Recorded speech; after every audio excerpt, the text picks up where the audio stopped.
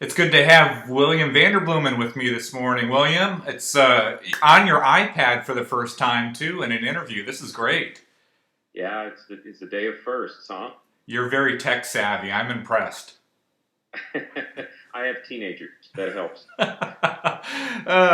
Well, William and I have been friends for several years now, and primarily through the connection with his search group, Vanderbloemen Search Group. And William and I have worked with other churches to help them find leaders. And William and his team have had the opportunity to work with churches throughout the country.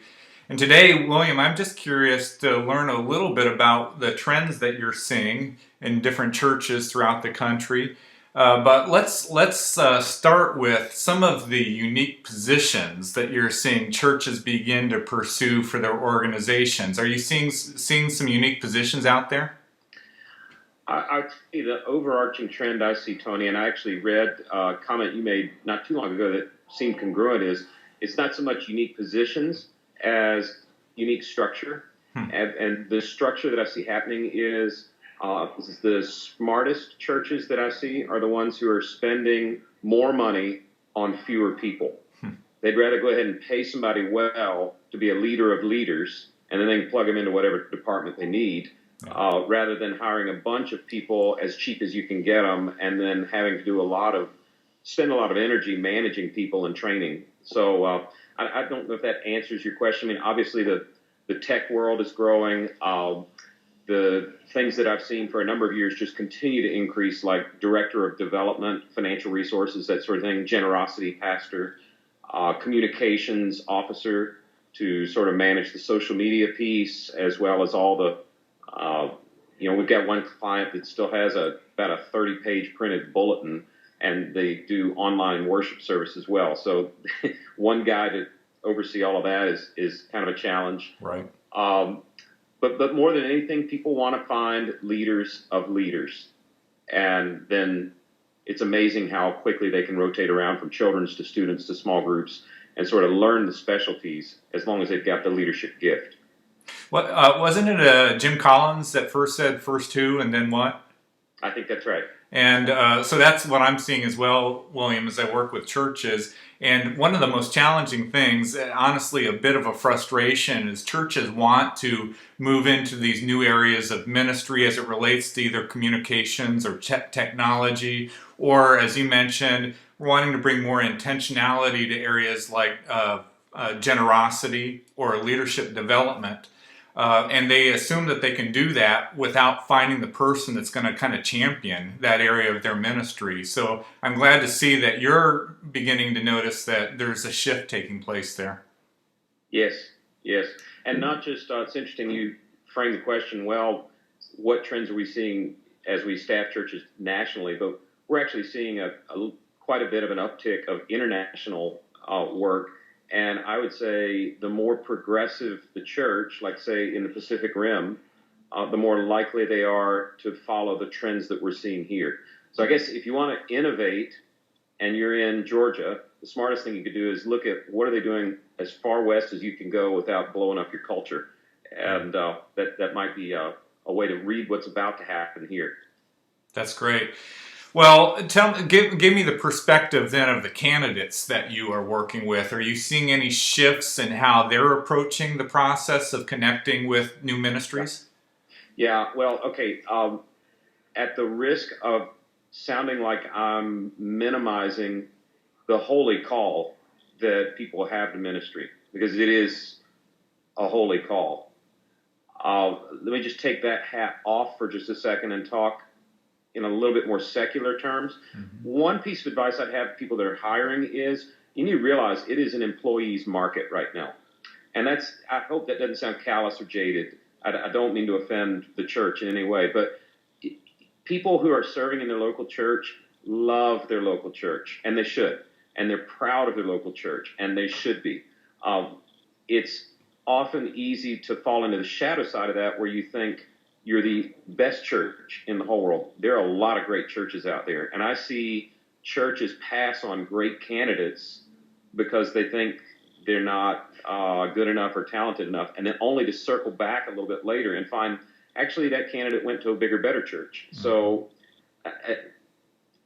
that's a risky commentary, but there are more openings than there is talent right now. If that's my sense of things.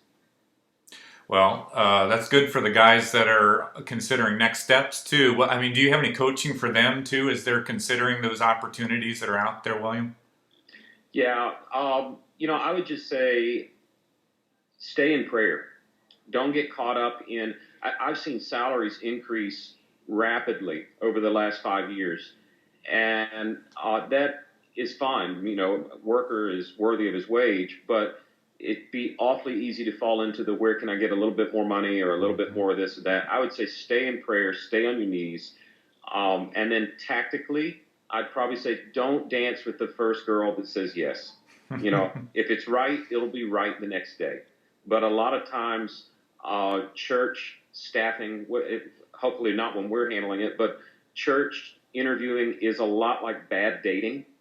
The guy waxes his car for 3 days straight before the date. He does 50 push-ups right before he picks her up. She hadn't eaten in 3 days and is wearing something she does not fit in.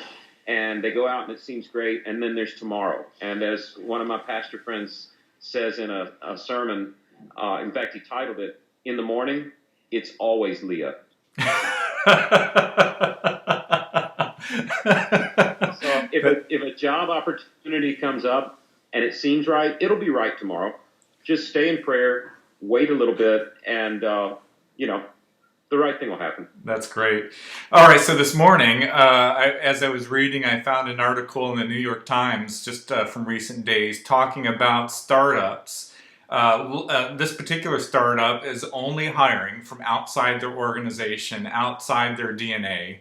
But on the flip side, they have a very intentional leadership development track that they run their new staff through in the very, very first 6 months of their employment.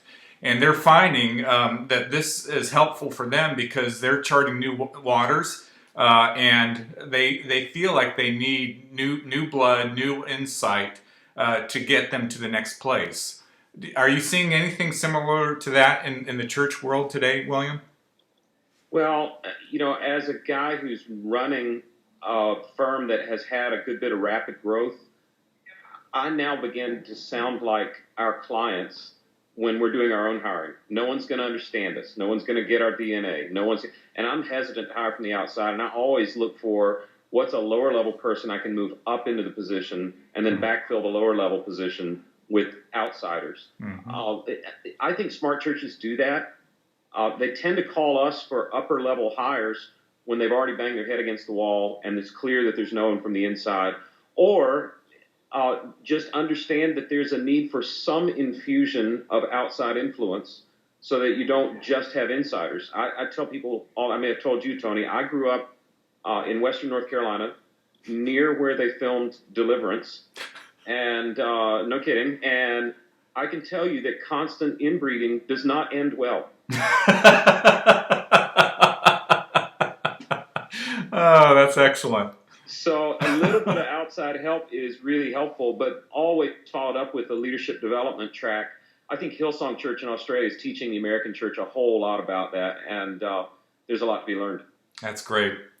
All right, William. Well, you always have great nuggets of wisdom and then lovely stories to share with us to get the point, too. So I really appreciate that.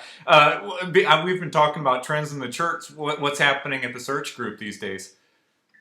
I feel like the dog that caught the bumper. We kind of just are taking it one day at a time. We've been very blessed to see a rapid increase in the number of churches that we're doing and in the types of churches that we're serving.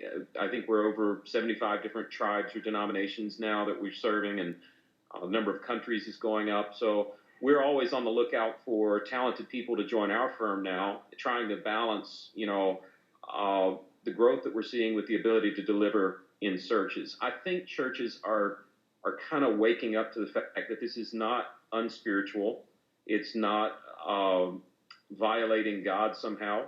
Probably no different than hiring a capital campaign group or a banker to look after the tithe money or anything else. So it's just been a real honor to be let way inside the inner workings of a lot of really cool churches, and it's just been a fun ride.